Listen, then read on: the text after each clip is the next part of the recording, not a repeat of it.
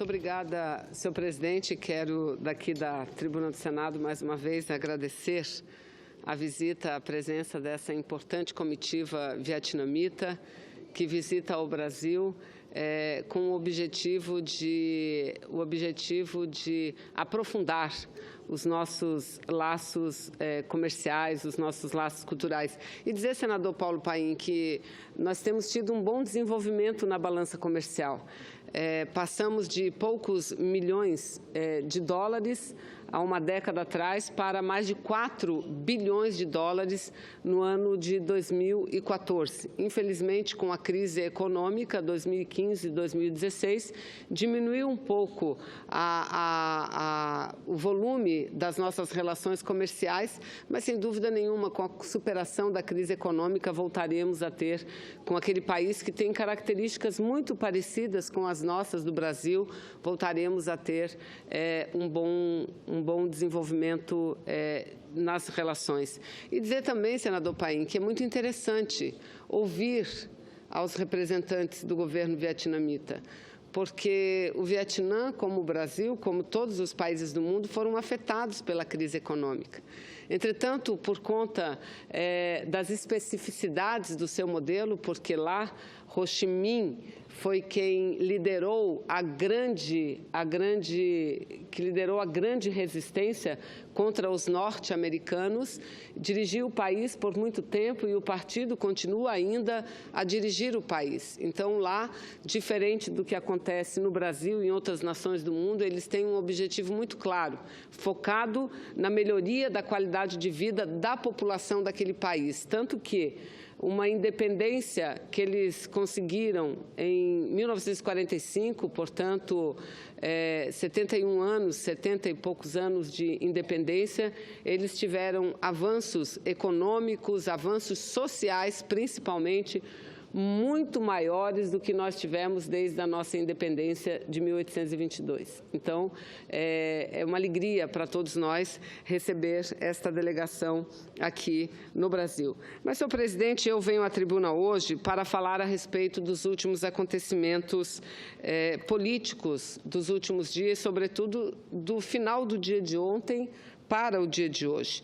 Mas antes de abordar esses aspectos, senhor presidente, porque não posso, em vindo à tribuna nessa sexta-feira, deixar de falar de fatos tão graves, mas antes disso eu quero aqui ler um pronunciamento sobre um fato muito importante que aconteceu nessa semana, uma grande polêmica que, infelizmente e novamente, coloca no centro do debate a questão da mulher, a questão de gênero. Quero falar hoje, portanto, em homenagem aos estagiários, a todos os estagiários, jovens estagiários no Brasil.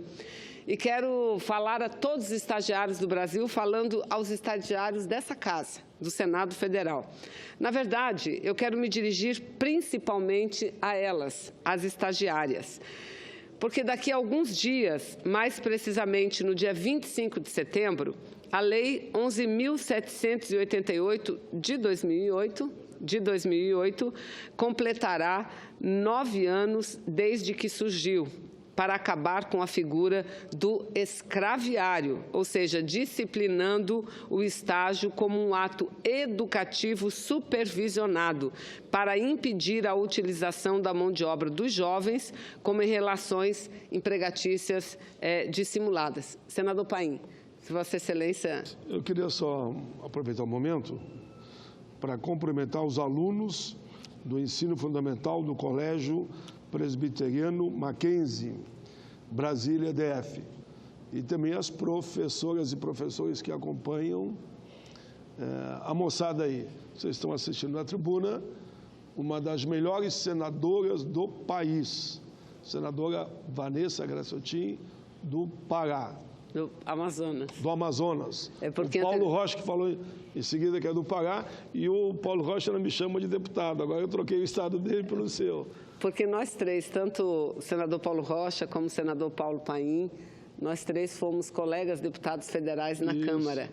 Aqui chegou primeiro o senador Paim, Porque eu sou o mais jovem deles três, viu? Não, é o mais jovem, mas o mais experiente em número de mandatos. Boa experiência. Após o senador Paulo Paim, cheguei eu e, posteriormente, o senador Paulo Rocha, né? Então, uma alegria. E ele fala do meu trabalho aqui, mas quem nos inspira, o grande senador a inspirar todos nós, sem dúvida nenhuma, é Paulo Paim. Ela merece uma salva de palmas agora, não E merece? ele também, então uma salva de palmas. Salva de palmas a vocês aí. Ah, para vocês, é mais importante. Hoje somos nós, senador Paim, amanhã será essa juventude, essa meninada que estará aqui ocupando os nossos lugares. Mas, senador Paim, eu dizia a vocês, meninos e meninas, eu estou aqui fazendo um pronunciamento falando sobre a questão da mulher e falando sobre os estagiários, as estagiárias. Porque no ano de 2008 foi aprovado no Brasil uma lei, que é a Lei 11.788, que regulamentou o trabalho desses jovens trabalhadores. E saímos daquela condição, senador Paim, de escraviários para estagiários. Porque até então, até 2008, o que acontecia? As empresas, os órgãos públicos utilizavam a mão de obra da juventude como uma mão de obra efetiva, laboral, dissimulando essas relações de trabalho, ou seja, estagiários trabalhadores eram substituídos por estagiários. Hoje não. Com o advento da Lei 11.788, esses jovens, meninas e meninos, têm muito mais amparo e muito mais proteção. Essa foi, sem dúvida nenhuma, uma intenção certeira do projeto que foi apresentado pela deputada federal à época e que hoje é deputada estadual no Rio Grande do Sul e procuradora da mulher na Assembleia Legislativa do Rio Grande do Sul. Eu me refiro aqui à deputada Manuela Dávila, que foi autora do projeto que redundou na Lei 11.788. Manuela Dávila, uma jovem parlamentar, ex-deputada federal do Estado do senador Paulo Paim e integrante do meu partido, o PCdoB. Portanto, ambos temos profundos laços com Manuela Dávila. E como deputada, Manuela tem sido bastante presente atualmente nas redes sociais. E eu imagino que ela esteja acompanhando a repercussão nacional da reação das mulheres a uma crônica sobre ambiente machista das redações jornalísticas, publicado na última segunda-feira, dia 11 de setembro, pelo jornal Correio Brasiliense. A crônica foi publicada com 2 títulos diferentes. Na versão online, senador Paim, chamava-se A Primeira Vez de Melicinha. Na versão online, entre aspas, A Primeira Vez de Melicinha. E foi até retirado do ar, diante das reações indignadas das mulheres. Já a versão impressa foi intitulada, entre aspas, A Estagiária.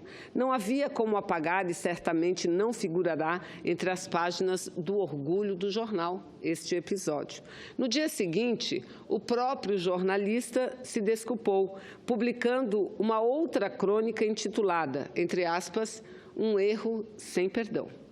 O jornal Correio Brasiliense, na pessoa de sua editora-chefe, também publicou o artigo no qual reconhece o preconceito descrito na crônica do jornalista e pede o fim da cultura machista.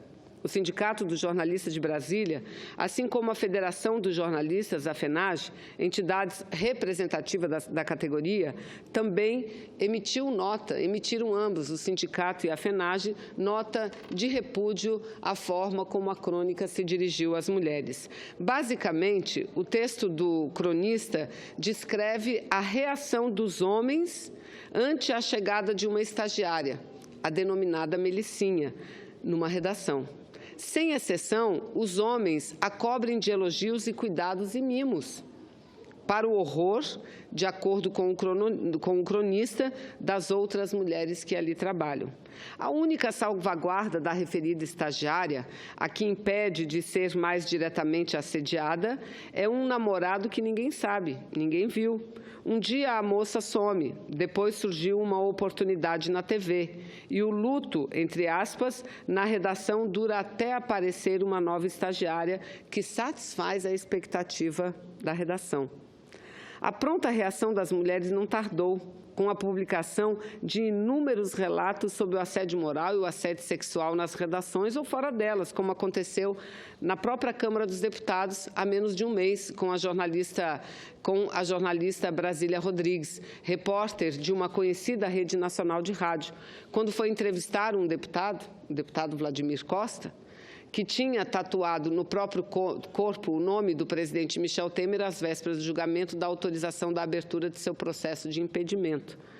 Realmente, o Brasil inteiro viu como a deputada foi tratada. Realmente, eu não quero entrar no mérito da crônica. Isso é, se foi escrita para denunciar o machismo, como procurou defender o autor, ou se era uma amostra involuntária do machismo crônico. Eu quero apenas frisar que os estagiários esperam outra coisa. As estagiárias esperam outra coisa, sobretudo eticamente, das pessoas e dos espaços em que são admitidos e admitidas, dos espaços em que estão sendo acolhidas. Eu me somo à indignação de milhares de estagiárias e milhares, não só de mulheres, mas de homens Brasil afora, que se sentiram terrivelmente diminuídas diante da revelação que a crônica faz, voluntária ou involuntariamente, acerca de como é olhar, nem digo dos homens, mas de profissionais do machismo aptos a envenenar, a estragar, a desiludir e, sobretudo, a desanimar jovens que descobrem que não podem entrar no espaço público sem ser avaliados sobre o crivo invisível dos apetites masculinos. Tenho certeza de que a deputada Manuela Dávila, de que todas as parlamentares do Brasil, de que também aqueles parlamentares homens comprometidos com a luta das mulheres, nos preocupamos muito em resgatar a dignidade do estagiário. E essa responsabilidade de resgatar a dignidade da estagiária, do estagiário, significa a construção de uma nova cultura. Porque, quando falamos em estagiários jovens, estamos falando em meninos e meninas que estão pela primeira vez adentrando no mercado de trabalho e não podem, já no ato do ingresso, ser tratado da forma como relata a crônica publicada no último dia 11 no Correio Brasiliense. Eu tenho certeza de que me acompanha todos os dias, quando angustiada, faço a minha contagem de tempo da promessa, com a qual a base de apoio do presidente Temer justificou a aprovação da danosa reforma trabalhista. Tenho certeza, senhor presidente, que diariamente nós que lutamos em defesa das mulheres, lutamos em defesa dos trabalhadores e das trabalhadoras, achamos que esse ataque, repito, voluntário ou involuntário, ao qual o próprio jornal, meio de comunicação, Correio Brasiliense, já se desculpou formalmente de que esse ataque é tão penoso, é tão doloroso, é tão sensível ao conjunto dos trabalhadores e trabalhadoras como é a reforma trabalhista, senador Paulo Paim, como é a reforma trabalhista, que também faz questão de desconhecer direitos já conquistados pela mulher, faz questão de passar por cima da identidade feminina,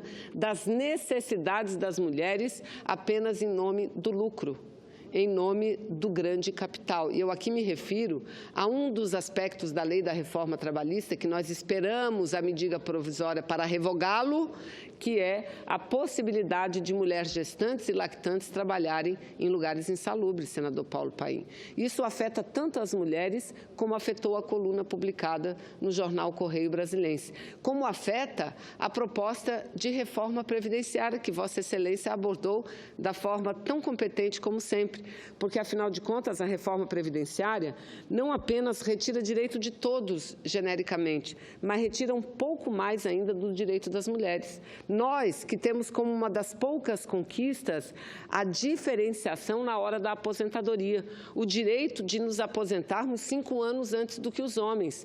Por quê? Porque desempenhamos cotidianamente uma tripla jornada de trabalho. E o reconhecimento vem daí, uma vez que não vem no salário, uma vez que não vem no descanso semanal, não. Aí dizem, não, mas as mulheres já têm licença maternidade, já têm todos os benefícios. Não é verdade. Junto com um benefício vem logo vários malefícios. Pesquisas recentes têm mostrado, senador Paim, que mais da metade das mulheres, alcançando quase a cifra de 80% das mulheres, que voltam ao trabalho da licença maternidade com 2 anos são demitidas. Com 2 anos, ou seja, eu volto a repetir o que eu tenho dito com muita frequência da tribuna. Essa sociedade capitalista, o mundo do trabalho, penaliza o ser humano, a mulher, na sua função mais nobre, que é a função da maternidade, da perenidade que damos à nossa própria espécie humana, pois a mulher é penalizada por isso, é penalizada. Então, combater a cultura do machismo significa combater não essas atitudes machistas, né, no tratamento, no relacionamento, mas também atitudes machistas quanto aos direitos. Porque se deixa de se reconhecer o direito da mulher à aposentadoria anterior, o direito da proteção da mulher gestante no mercado de trabalho, estão deixando de reconhecer a necessidade do tratamento diferenciado da própria mulher. E isso significa, sem dúvida nenhuma, um retrocesso. Então, senhor presidente, mais um dia aqui, 64 ontem. Ontem eu vim com a placa dos 63. Hoje são 64 dias. 2 meses e 4 dias que Michel Temer não cumpre a sua promessa de editar a medida provisória que muda a reforma trabalhista. Senador Paulo, Vossa Excelência foi o primeiro senador dessa casa, após sancionada a lei da reforma trabalhista, Vossa Excelência foi o primeiro a apresentar um projeto amplo, o Código do Trabalhador. Do trabalho. Não é tipo o Estatuto do Trabalhador, o Estatuto do Trabalhador. Na sequência, vieram vários senadores, até espelhados pelo exemplo de Vossa Excelência, inclusive eu, senador Paulo, senadora Fátima, senadora Ângela, senadora Lídice, muitos, a apresentar projetos mudando uma lei recém-aprovada, recém-sancionada. Mas então, por que estou eu aqui, já que temos vários projetos na pauta não, tramitando, que mudam a reforma, porque eu venho diariamente aqui cobrar de Michel Temer que edite essa medida provisória. Porque essa medida provisória é que será analisada, não o projeto de Vossa Excelência, não o meu projeto, não o projeto de ninguém. Nós sabemos que a Casa só analisa aquilo que quer, e a Casa não quer mudar esta reforma recém-aprovada, porque o mercado não quer mudar esta reforma recém-aprovada. Mas os senadores têm um compromisso. O Michel Temer tem um compromisso não perante nós da minoria, da oposição, não perante as mulheres que ocupamos sabendo de tudo que poderíamos sofrer, mas ocupamos com o apoio de vários parlamentares, como de Vossa Excelência, essa mesa, pedindo apenas a aprovação de uma única emenda, uma única, que era das mulheres, não poderem trabalhar em lugar insalubre, grávidas e gestantes e lactantes, quero dizer, não é, senador Paulo Paim? Então, é necessário a medida provisória. E eu, senador Paim, quero aqui lamentar que algumas entidades sindicais, e eu não me refiro à CTB, eu não me refiro à CUT, eu não me refiro à UGT, mas algumas entidades sindicais batendo fotografia ao lado de Temer, negociando o direito do trabalhador e da trabalhadora pelo imposto sindical. Não, isso não é correto, senador Paim. A medida provisória virá, porque assim exigiram os senadores da base de Temer. Só aprovariam a reforma mediante o compromisso da edição da medida provisória. E aí eu quero ver de que lado estarão esses sindicatos. Do lado de Temer ou do lado do povo brasileiro, do trabalhador e da trabalhadora? Olha, teremos uma segunda chance, o Brasil terá uma segunda chance de modificar essa lei. E se nós não tomarmos a rua, as ruas do Brasil inteiro, se trabalhadores e trabalhadoras não forem às praças, não forem às ruas, não vierem a Brasília, não procurarem os seus deputados, os seus senadores, a reforma continuará como está. Mas se houver uma grande mobilização, nós a modificaremos. Nós acabaremos com aquele tal autônomo exclusivo. O autônomo exclusivo, senador Paim, é acabar com a carteira de trabalho assinada. Eles dizem, não é verdade, vocês mentem, porque ninguém mexeu na Constituição, 13º, férias, descanso semanal remunerado, tudo é direito constitucional, de fato. Mas direito constitucional para quem? O desempregado tem 13º? O desempregado tem direito a férias? Não. Esse é um direito para quem é trabalhador, empregado com carteira de trabalho assinada, ou concursado do serviço público, ou contratado temporário de serviço público. Esses têm os direitos constitucionais. Aquele que trabalha por conta própria, que tem o seu CNPJ, esse não tem esse direito. Então, esses perdem sim. E a lei que eles aprovaram está escrito lá. Qualquer setor pode contratar o autônomo, exclusivo ou não, contínuo ou não. O que significa? Um autônomo trabalhando para um único patrão, ou para mais de um patrão, sem carteira assinada, mas desenvolvendo o mesmo trabalho que desenvolvia antes, exatamente o mesmo, dentro da fábrica, na empresa de segurança, na empresa de serviços gerais, no escritório, no hospital, no colégio, em todos os lugares. Não há limites, como não há limite para o contrato do trabalho intermitente. O que é o intermitente? É o contrato por hora. Esse acaba com o salário mínimo. Esse acaba com o salário mínimo. Então, não venham eles dizer que querem proteger o jovem estudante que estuda e precisa trabalhar um período só. A legislação protege esse. A legislação protege, mas não protege o suficiente, então vamos mudar o que tem que ser mudado. Mas não ampliar para todos o tal do trabalho intermitente e o tal da possibilidade de trabalho do autônomo exclusivo, senador Paim. Então, olha, Michel Temer, não é por esse cidadão que eu levanto isso todo dia, mas é pelos meus colegas que assinaram o documento, e o documento que eu disse que traria todos os dias aqui, o documento assinado pelos presidentes de comissão, da Comissão de Constituição e Justiça, da Comissão de Assuntos Sociais, da Comissão de Assuntos Econômicos e do líder do governo aqui na casa, que assinaram um documento se comprometendo, dizendo que só aprovariam a medida provisória, aprovariam o projeto porque viria uma medida provisória modificando vários pontos. Então, aguardamos. O senador Romero Jucá disse que a medida provisória só será editada a partir de... Só será editada, senador Paim, a partir de novembro, que é quando entra em vigor a lei sancionada pela Presidência da República. Novembro é tarde.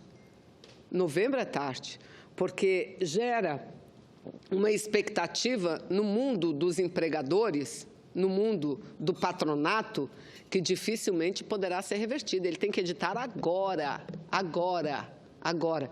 E não adianta o senhor Romero Jucá querer jogar a culpa em outros senadores, como tentou fazer para mim pessoalmente, justificar a mim. Não, a palavra é de Temer, a palavra foi dele. E ele disse que assim que fosse sancionada, viria a medida provisória e nós continuamos a aguardar a medida provisória. Mas, presidente, eu quero entrar aqui no último tema que me traz à tribuna. O último tema que me traz à tribuna diz respeito à segunda denúncia feita pelo Ministério Público contra Michel Temer. Aqui está. Esse aqui são centenas de páginas, são 245 páginas, senador Paim. 245 páginas. Não páginas com ilações, não, diferente de algumas outras denúncias. Aqui não há ilação, aqui há provas claras, provas contundentes. Vamos lá, por ordem cronológica. O que significou um presidente da República receber um dos maiores empresários do Brasil na calada da noite, fora da agenda? Com um acerto prévio de ele não ser sequer reconhecido na portaria do Palácio do Jaburu, com a recomendação de que sequer o seu carro ser parado. Ele foi dirigindo o próprio carro, acertado previamente, para conversar com o presidente Michel Temer. 10 horas da noite, no porão do Palácio do Jaburu, que eu nem sabia que existia porão no Palácio do Jaburu. No porão do Palácio do Jaburu. Naquela conversa, e o Brasil inteiro ouviu, reouviu, ouviu muitas vezes e agora novamente, a conversa dos dois, que logo depois que foi divulgado na imprensa, Michel Temer começou a chamar o cidadão de um marginal, um grande corrupto. Mas antes não era, quando ele o recebeu na calada da noite, num palácio público do governo brasileiro, e pedindo à segurança que sequer identificasse o carro, ou a pessoa que estava dentro do carro, sequer fosse identificado. Logo na sequência, na conversa, um dos temas tratados foi quem seria o interlocutor de confiança de Michel Temer junto com aquele empresário que vem a ser Joesley Batista, que por acaso, entre aspas, que está preso, havia feito um acordo extremamente benevolente com o Ministério Público Federal, o acordo que acabou de ser rescindido. E estão presos, não mais provisoriamente, agora preventivamente, sem data e período determinado. Este foi o empresário que Michel Temer recebeu e que a ele determinou que o seu interlocutor de confiança era Rodrigo Rocha Loures, ex-deputado federal pelo Estado do Paraná. Dias depois, este interlocutor de Michel Temer foi flagrado, foi filmado, recebendo, carregando, correndo nas calçadas de São Paulo com uma mala com R$500 mil. O interlocutor de Michel Temer. Mas vamos lá, a denúncia primeira foi feita. E a Câmara dos Deputados, infelizmente, não autorizou a abertura do processo pelo Supremo Tribunal Federal.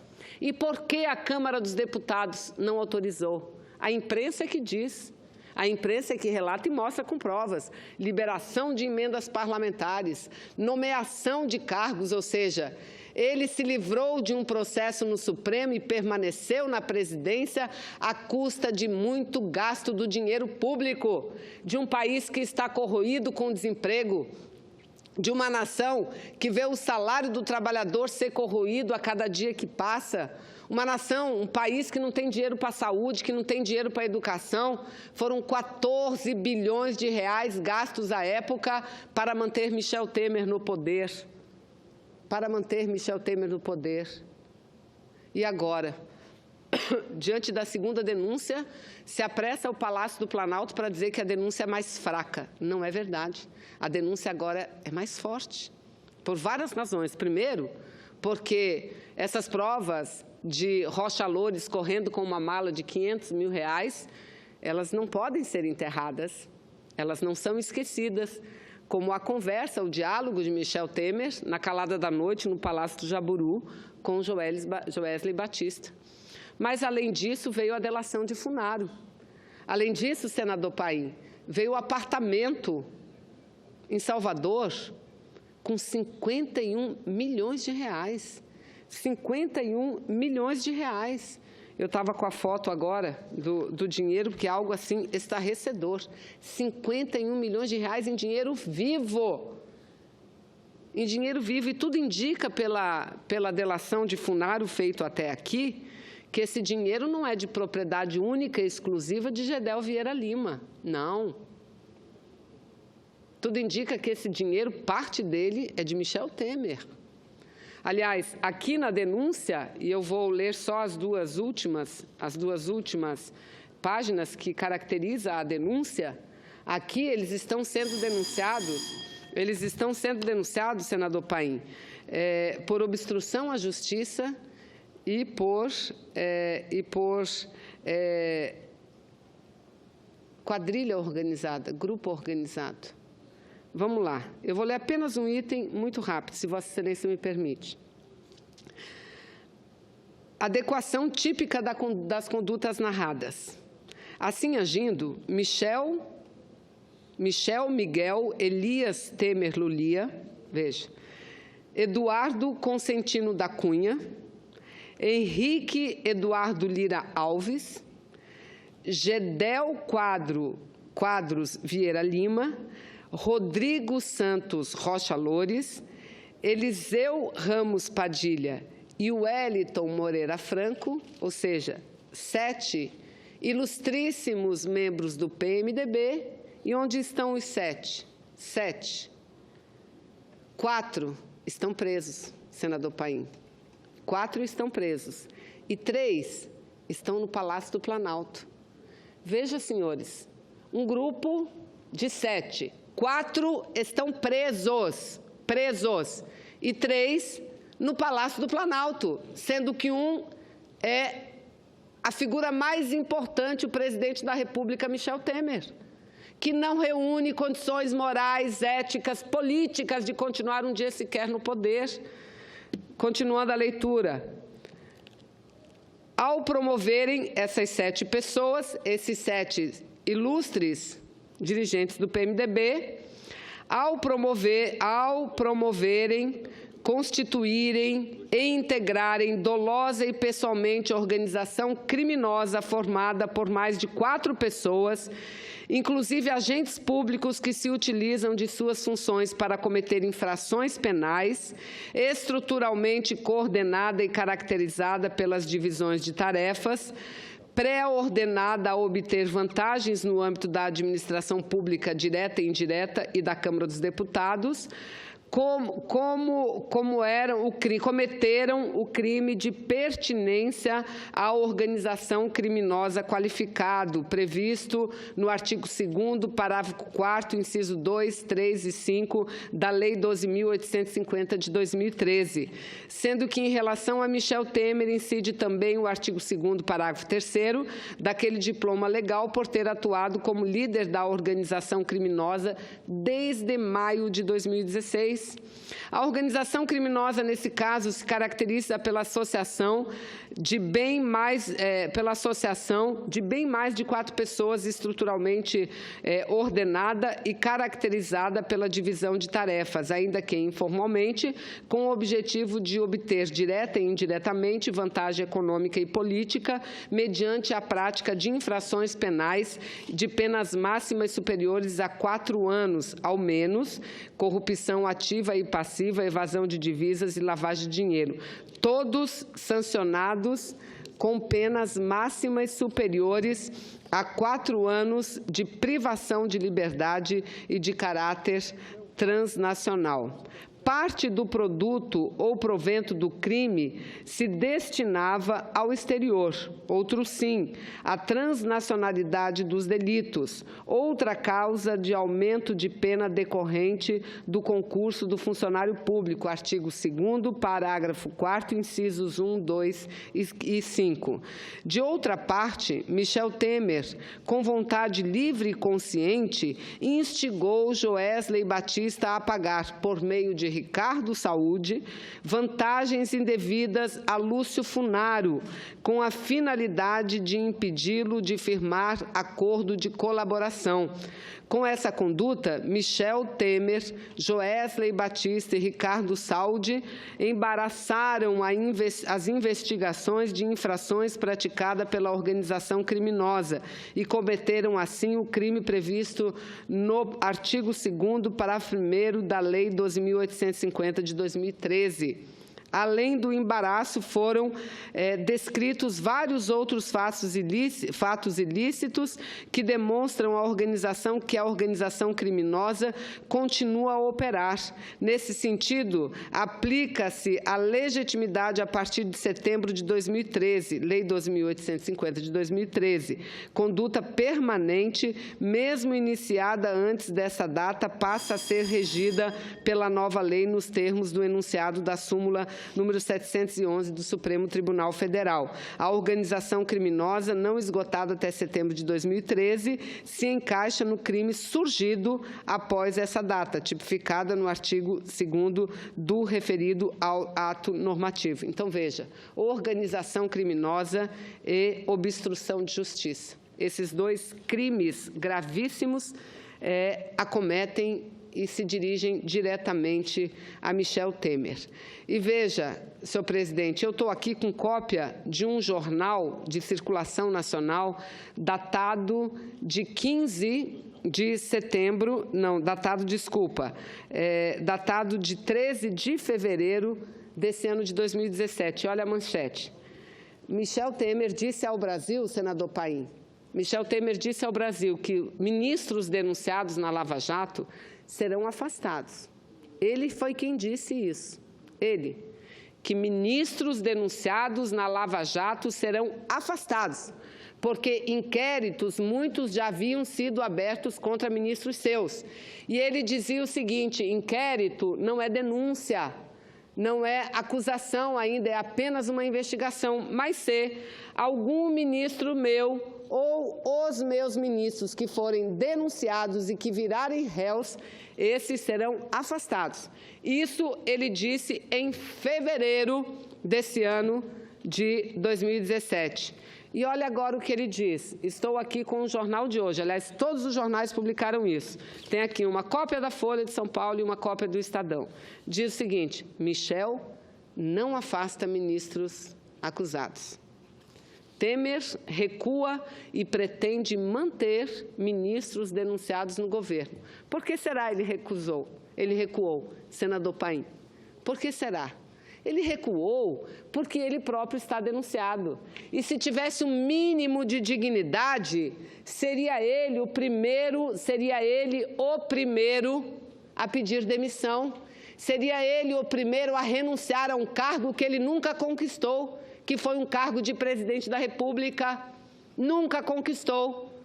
Ah, mas ele foi eleito vice-presidente. Sim, vice-presidente não é presidente.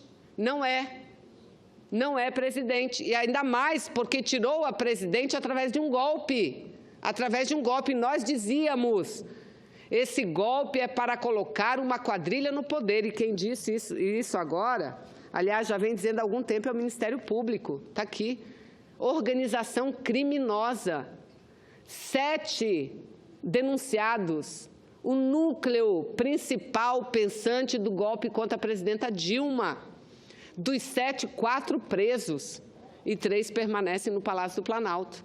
E o Michel, se levássemos em conta o que ele disse em fevereiro, esses 2 outros que restaram já deveriam ter saído, porque ele afastaria quem fosse denunciado. Mas não faz porque ele próprio está denunciado. Ele próprio está denunciado. Então, presidente, é difícil a situação que nós vivemos no Brasil. É muito difícil.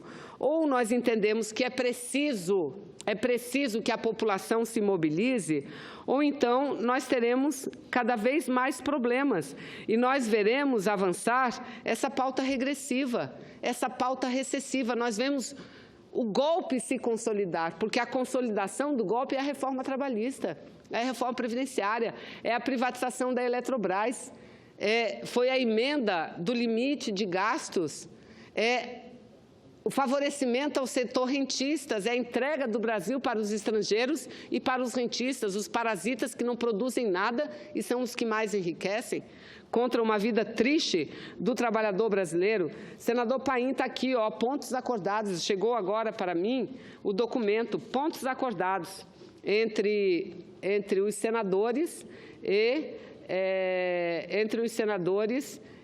o Michel Temer sobre a reforma trabalhista. Eu, antes de concluir, vou ler parte daqui. Mas, presidente, para concluir essa parte, dizer que nós precisamos da mobilização da população, e aqui eu não quero fazer nenhuma crítica a quem bateu panelas, pedindo a saída da presidenta Dilma. Eu discordo daquela atitude, mas não critico quem fez, porque acho que a maioria da população que fez estava fazendo com boas intenções, acreditando que, de fato, Dilma era responsável por tudo, pela crise econômica, pelo desemprego, pela corrupção. Esses agora estão acuados porque lá no fundo se sentem um pouco responsáveis por Michel Temer no poder.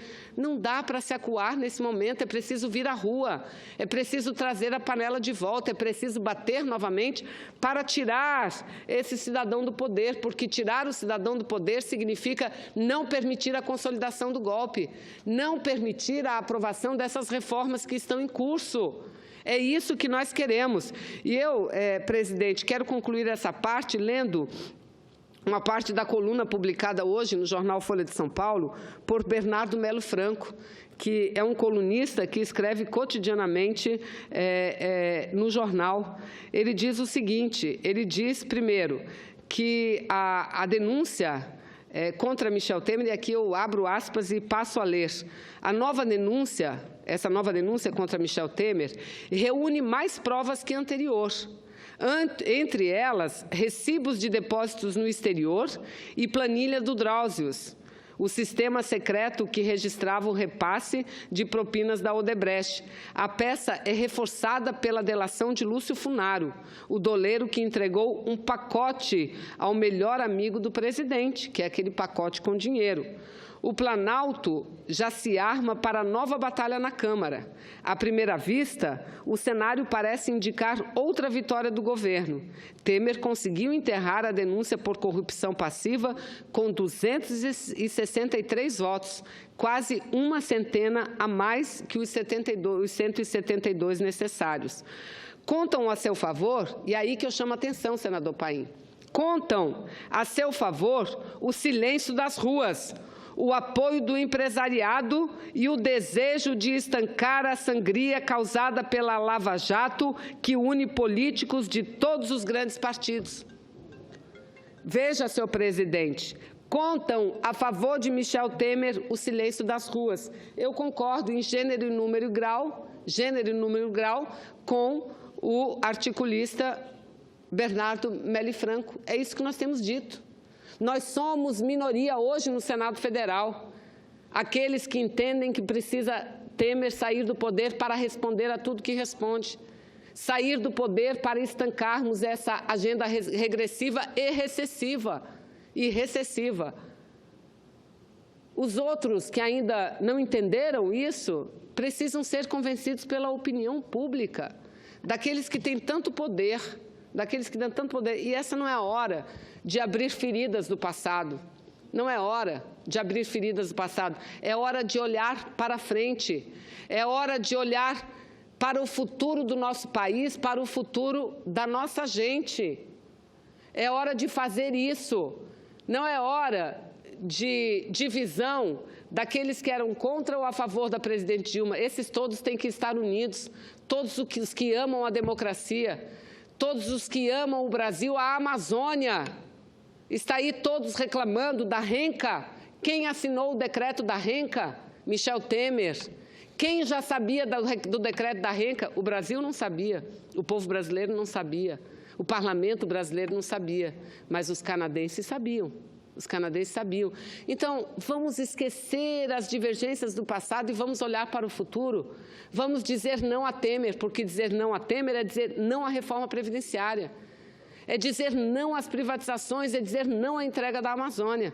E é assim, senhor presidente, que eu concluo o meu pronunciamento. E vou pedir mais uma vez, senador Paim, Vossa Excelência, que está com muita paciência aí a me ouvir, vamos incluir novamente nos anais da Casa a nota, os pontos de acordo, assinado pela senadora Marta Suplicy, Tasso Gereissati, Edson Lobão, Ricardo Ferraço e Romero Jucá, um acordo que fazem para que o presidente Michel Temer modifique a reforma trabalhista no que diz respeito ao trabalho intermitente, à jornada de 12 por 33, salvaguardas à participação sindical na negociação coletiva, gestantes e lactantes, insalubridade e negociação coletiva, dano extrapatrimonial e autônomo.